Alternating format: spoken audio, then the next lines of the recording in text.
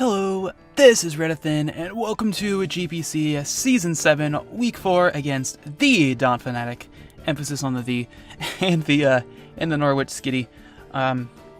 So, the Tynamos going into Week 4, we are 2-1, we won our first two games with great 5-0s in both, so great start. However, last week we had a bit of a setback, losing 2-0 to Yoast and the land OTs, even though we didn't even bring land OT, and you know, let's not get started on that again.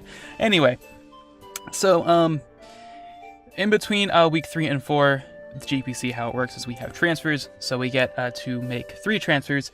So initially I wasn't really going to do anything, but looking at it some more, I decided to make some minor changes, as I usually do. So I dropped Mega Pincer and Magmortar, Z Magmortar, and I picked up Mega Charizard Y, Aromatisse, and I made Spiritomb my Z Captain, or my secondary Z Captain. I don't want to explain why I gave Spiritomb my Z Captainship just yet. I want that to be a surprise, but it definitely does have like some tricks and everything, so I kind of liked it for that. But yeah, this was really just to kind of give my team a bit more versatility. I mainly just wanted the Aromatisse because my team was really Dragon weak, and I really wanted a Cleric, because building through my first 3 weeks I realized that a Cleric would have been super helpful, so I have that now. And then Zard Y pretty much does exactly what I needed Pinsir to do. It deals with grass and bug types, which Zygarde struggles to do with, so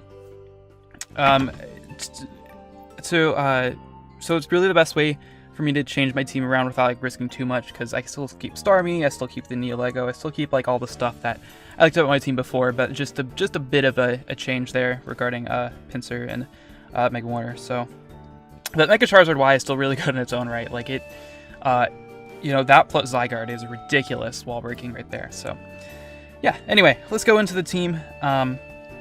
For Jack, I really didn't like my matchup for this. I've been saying that a lot lately, but I just thought that I really just did not have that good of a chance in this game. Just the Skarmory was really, really annoying, and kind of the combination of Skarmory, Milotic, and Florges was just really, really tough for me to try to build around, because they were just together. Like, I just didn't see how I was able to break them down. But anyway, so this was kind of the best I figured out I could do. So just up, we have Expert Belt Nihilego with Power Gem, Sledge Wave, Thunderbolt, and HP Fire. Set's pretty self-explanatory. Got dual stabs, Thunderbolt for the Skarm, and then HP Fire for the Cobalion. This set is aimed to make sure Nihilego gets a speed boost after it kills something, as opposed to a special attack boost, which is why I have more speed than special attack. So this thing was mainly my win con. Just looking at Jack's team, once I'm able to break down like the Milotic, the Florges, and the Skarmory a bit more, then this thing really just like comes in and clean up, and that was kind of like my only chance of winning, I felt.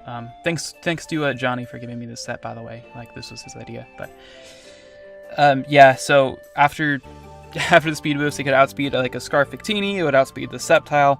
Literally his entire team would be outsped unless he used Scarf Cobalion, and even then that seemed really, really unlikely considering the matchup. So yeah, just my plan was just to weaken his team down enough so this king could come in and clean up, and like this was really like my only hope in this matchup, I felt. But so the rest of the team, in order to do that, I have D-Dance, Zard, Y with Flare Blitz, Earthquake, Roost, and Dragon Dance. Max Speed, Jolly, just in case there's a speed tie with Victini.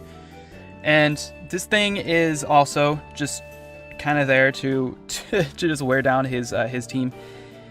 Like, the main thought process behind this was that he's gonna have the Skarm, and this thing pretty much comes in on the Skarm for free, and it can like click Flare Blitz. So looking at his two switch-ins of that would be, well, actually his only switch-in would be the Milotic. And since since he might be expecting the Special Zard, I could just come in, click D-Dance, and then take a lot of its health down with Earthquake. Or even like the Sun Boosted Flare Blitz, I could just click Flare Blitz and do like a ton of damage, but just be able to weaken the Milotic would be really, really nice. And the Dragon Dance I just put on there just in case the late game, and then the Neolego thing doesn't work, then this thing can come in and possibly sweep. So Really, the idea behind this set actually goes along with my Shaman, with Seed Flare, HP Fire, Growth, and Synthesis. This is enough outspeed to outspeed Jolly Mammo, and so let me explain the set. So this amount of special attack lets me 2-KO Florges with a Seed Flare at +2. So my idea behind the set is that he's going to switch in the Milotic on the Charizard. Rather than try to like set up and get like rolls and stuff with the Charizard and everything, I figured my better strategy would go into Shaman, because this Shaman can literally eat up anything from the Milotic, like with this bulk investment. Like it's gonna do like literally 0. So I set up the growth while the sun's up as he switches out, and then like he actually kind of just loses something here. Like the Florges loses to a a +4 Seed Flare, or like 2 +2 Seed Flares. Of course, the Skarmory is not going to live an HP Fire in the sun at +2. Like really, just if I get able to get the growth up, then he's really like in trouble. Like his only real switch into that is the Victini, and even then, that's going to be taking so much damage, especially if rocks up. So yeah, this was mainly in here just to like debate the Milotic, and just trying to, you know, just thought it was a cool creative set. I don't know, I thought it was pretty cool. So yeah, hopefully that gets a chance to shine. But anyway, next up we have Adamant, Choice Banded, Zygarde, 1000 Arrows, Outrage, E-Speed, and Iron Tail. This one's pretty self-explanatory. Just break down his team as much as I can, like with the Zard, and then E-Speed there to clean up if I needed to do that. Next up is the FizzDef Swampert with Earthquake, Scald, Stealth Rock, and Toxic. This thing can take any one hit from the Victini, so whether he's special or physical, this thing actually does just switch in on the Victini as long as it doesn't predict that and go for the grass move. But I do have the Rindo Berry just in case he stays in, and then I can just kill him with Earthquake or something. But I also got the Stealth Rock. The Toxic is for the Milotic and the Florges, and then my Earthquake and Scald here, I'm actually going to go into this. I kind of had to choose between Earthquake and Earth Power. I really just had to depend on, or I really just had to try to predict what the Skarmory set was, because the idea behind the set is that I get the Scald Burn on the Skarmory, and then I can just keep spamming the ground move, because he's going to have to keep, he's going to have to like roost eventually once I get the burn. I even have leftovers. He's going to keep like taking Brave Bird recoil and everything. So if I can like predict around that, I can Earthquake on the roost, and that's actually a 2-KO. But the thing about that is that if he was FizzDef, then Earth Power 2-KO'd. If he was Spidef, then Earthquake 2-KO'd. So I kind of had to predict which one he was going to be. I thought he was going to be the Spidef for the Shaman. So or the Shaman and the Neolego. So we're just gonna have to see if I got that right. But yeah, I mainly just wanted this thing because Victini absolutely dicks me. This thing can also switch in on a Mamoswine once, so that's pretty cool, I guess. But yeah, Mamoswine and Victini were really spooky to me. So this thing was kind of there just to hopefully like check those. And then finally we have the Aromatisse, the Dr. Rufus. This thing can also take 2 hits from a Mammo as long as it's not banded. And it's got Moonblast, Charge Beam, Wish, and Protect. FizzDef, this is also my main Mega Sceptile check, but so let me explain the Charge Beam here. That's mainly for the Skarm. I originally had Thunder on there because I could get like the paralysis and that stuff, but the cool thing about Charge Beam is that this also is able to 1v1 the Florges. It's able to 1v1 the Milotic. It's able to 1v1 like a lot of his team, so, or not a lot of his team, really just his main walls. So yeah, I just gotta get like the boost, and then this thing is going to be doing a ton of damage to those things. So yeah, but I mainly just had this on here for Wish and Protect, and like be like a soft check to Mammo, and a better switch in for Sceptile and everything. So yeah, Charge Beam was just kind of a bonus. Hopefully that puts in work. So yeah, let's go into the battle here, as I think that was a good timely team analysis, which I've been like dragging them on way too long in the past. I'm dragging it on right now, so I don't know why I'm doing that. So let's go in the battle. So if you look at what he brought pretty much what I expected. Oh, okay, I'll fix that in a minute. But Yeah, he pretty much brought what I expected. The only thing that he didn't bring, which I was surprised, was the Florges. I knew the Mamo, the Victini, the Milotic, and the Skarm were coming. However, I thought that he was only going to have one of Cobalion and Sceptile, and the other one would be Florges. But no, that's not the case. So, yeah.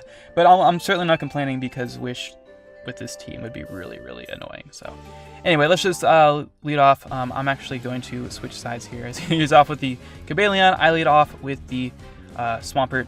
Let me change this to normal speed. So, he goes for the Stealth Rock as I go for the Earthquake.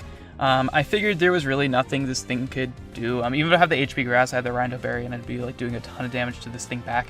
But I just wanted to get as much damage as I could if he decided to stay in, just because, like with my Neo Lego, I want like stuff like this to be weakened as much as possible, so I can come in and sweep later. So getting rid of half his health here is really, really nice for that. So yeah, that's kind of my only play. I could have just gone for the rocks, but I knew that there was a good chance he'd predict it, which he did.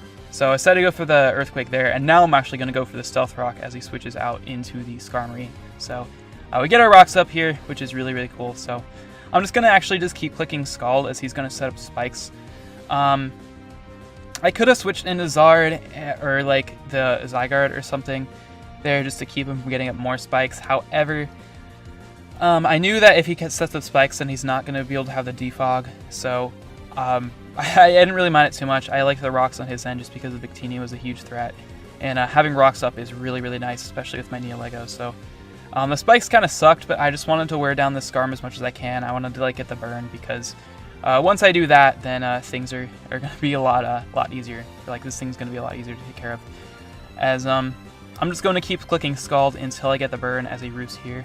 And here I actually do get the crit, and I do get the burn as well. So that was really fortunate. Unfortunately, though, for me, like I was talking about in the team builder, that this thing actually turned out to be Fizz Def. I wasn't really sure why. I think he said at some point that he forgot that 1,000 arrows worked as a smackdown effect, so I don't know if he was like doing it for like the Zygarde or what, but yeah, he ends up being Fizz Def, which is really, really unfortunate for me, because Earth Power would have been so nice, especially like we saw like the Cobalion Earth Power would have done so much more than Earthquake, but you know. So I'm just going to click Earthquake here because I know he's going to roost. Or no, he goes for the spikes here, actually, which was really surprising because he was, I don't know, I was also surprised by that. But anyway, I'm actually just gonna go for the EQ here this time, as he actually switches into Milotic. That says a ton, revealing this thing is actually more of a Spadef variant. So good to know, especially for the Zard later on.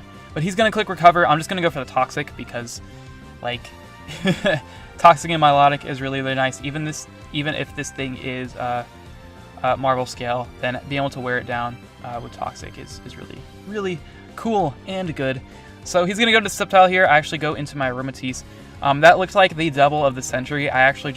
This actually was just like my only switch in for a Milotic because I didn't want Shaman to take a hazard damage. But yeah, it turned out to work out for me. So I'm actually just gonna go for the Wish as actually no, I believe I go Protect here actually. No, I do go for the Wish. Okay, I'm confusing my turns.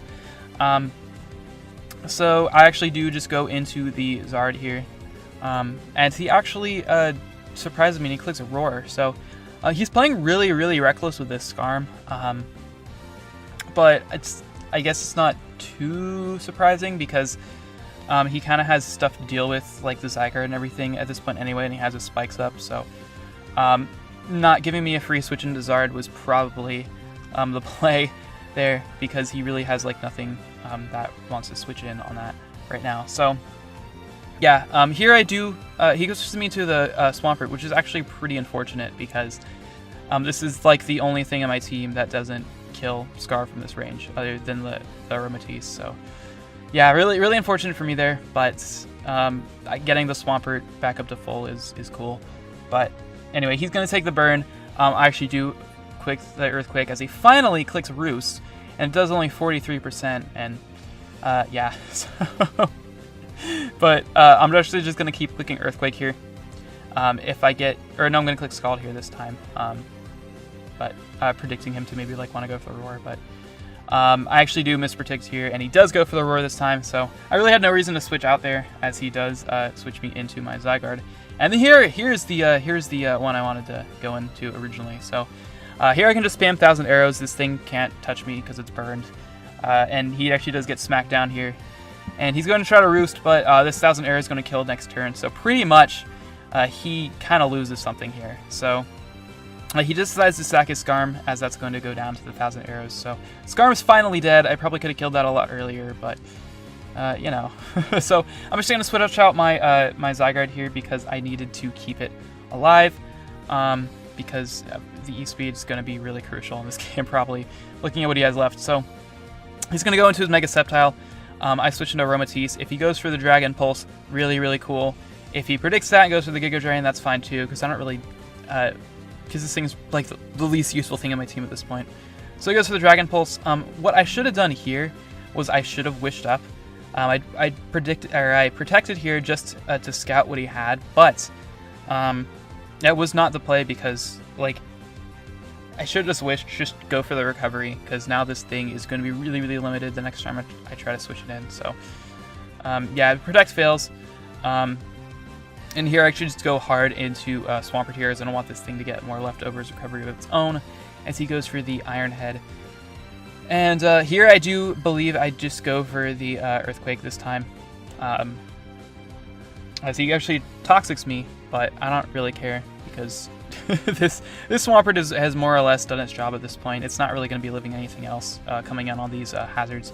It just tries to save his Cobalion for the Neolego, I'm guessing. So he's going to switch into his Milotic here, and I'm actually just going to keep clicking Earthquake, because I want this thing to get as low health as possible so I can come in with Neolego, which actually was also a bit of a misplay, because I forgot that the Mamo in the back was at full HP. So we're actually going to get that in a minute. Just kind of some sloppy plays by me.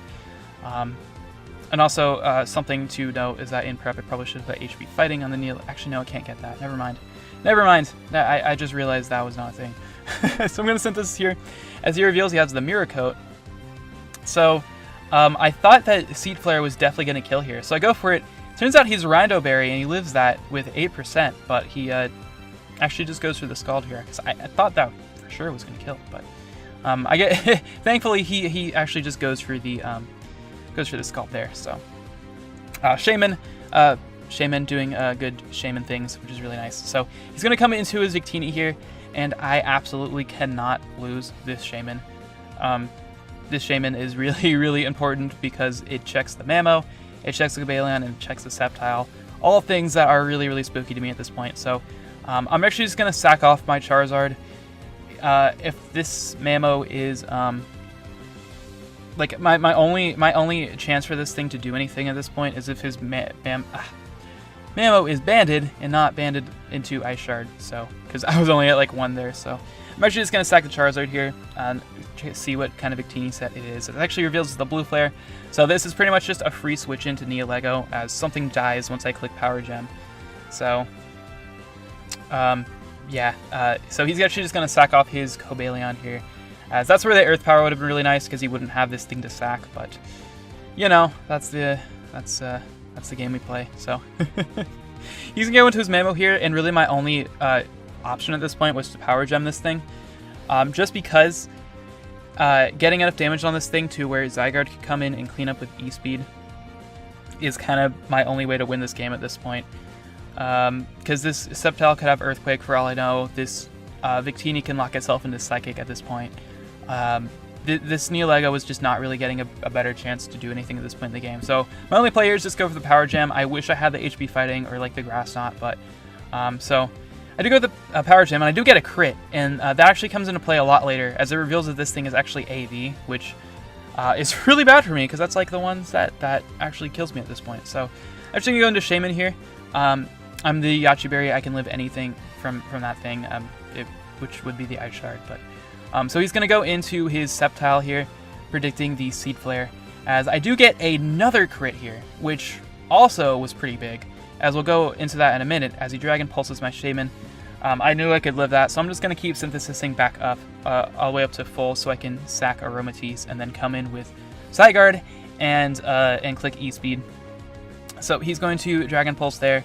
I'm just going to keep synthesizing back up, as I only need to click it one more, hoping he doesn't get the crit, and he doesn't. So we're back to full, and I'm going to go into the Aromatisse here. And I decided not to actually protect this time, because I didn't want him to get as much more damage or healing back with Giga Drain. So he goes for that there. And this is actually where the crit with Seed Flare came in huge, because with that crit and the Giga Drain recovery, he would have been in range to live, or E-Speed actually would have been a roll. I think it still would have been a roll in my favor, but yeah, with the Giga Drain recovery, and if I hadn't crit him, then he would have had a chance to live this E-Speed. But this is actually the lowest min roll that I could have gotten was 54, so unfortunate for that. He's going to go into Victini here. I knew that none of this can't kill, so I'm going to have to go for the E-Speed anyway, and then hope Shaman can live whatever this thing wants to do, as he does do the he does click Psychic there.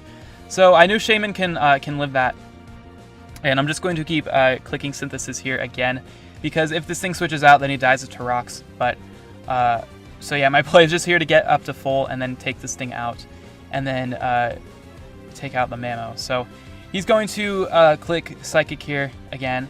Does not get the drop anytime, thankfully. I'm going to get rid of him with Seed Flare.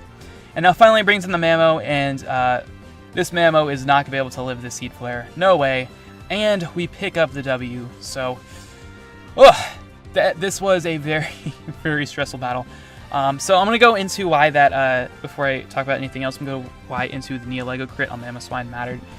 And the thing about that is that with the crit on Power Gem, that put him in range of E-Speed with Zygarde. Had I not gotten the crit, then with the 2 rocks switch-ins, that actually would have been a roll, and it would have been a roll in his favor. I don't remember the exact roll, but yeah, so it definitely was unfortunate. I still could have won had I gotten like the rolls and everything, but yeah, it was very unfortunate that crit happened for him. The crit on Sceptile too, to a bit of a lesser extent, because that just played it right to where Zygarde could clean up with E-Speed. So really unfortunate there, but considering my matchup, I just kind of had to get lucky. Like I said, I really just did not like this matchup.